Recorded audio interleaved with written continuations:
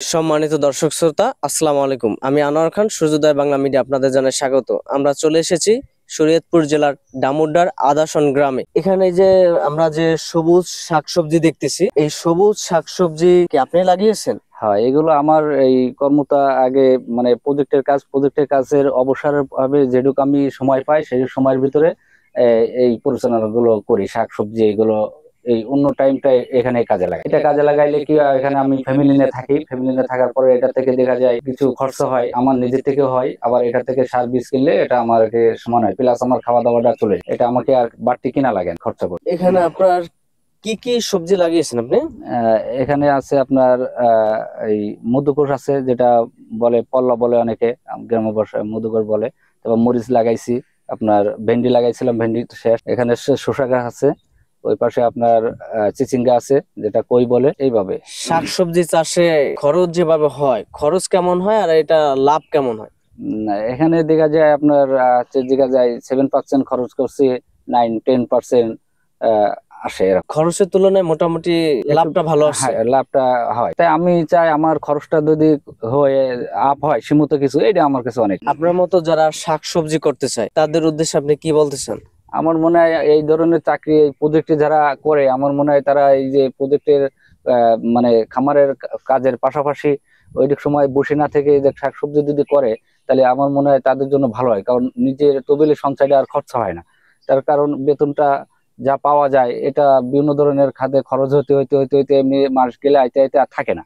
এভাবে যদি করে তাহলে দেখা যায় সে কিছু সঞ্চয় করতে পারবে। আমার মতন আরো 5 জনের যদি এরকম উদ্যোগ নেয়, আরো 5 জনের আস্তে আস্তে করবো, যারা আছে তারা একটু স্বাবলম্বী হতে পারে। আপনার মতো যারা শাকসবজি চাষ করতে চায় এবং শাকসবজি চাষের মধ্যে নিজের ভাগ্য নির্ধারণ করতে চায় এবং বাংলাদেশের অর্থনৈতিক চাকা ঘোরাতে চায়, অর্থনৈতিক ভাবে স্বাবলম্বী হতে চায়, নতুন উদ্যোক্তা যারা শাকসবজি নিয়ে করতে চায়, তাদের উদ্দেশ্যে আপনি কি বলতে চান? আমি তাদের উদ্দেশ্যে এটাই বলতে চাই, কারণ আমরা যারা দূর দূরান্ত থেকে আসি 2 টাকা আসলে আয় ইনকাম করার জন্য দেশের ঘর বাড়ি রেখে আসি। আমি বলতে চাই সবাই আমার মতন এরকম একটু কষ্ট করুক। একটু কষ্ট ছাড়া কিছু হইব না, কষ্ট করতে হইব। সবাই যদি এরকম একটু কষ্ট করে তাহলে একটু স্বাবলম্বী তো সবাই হইতে পারবে।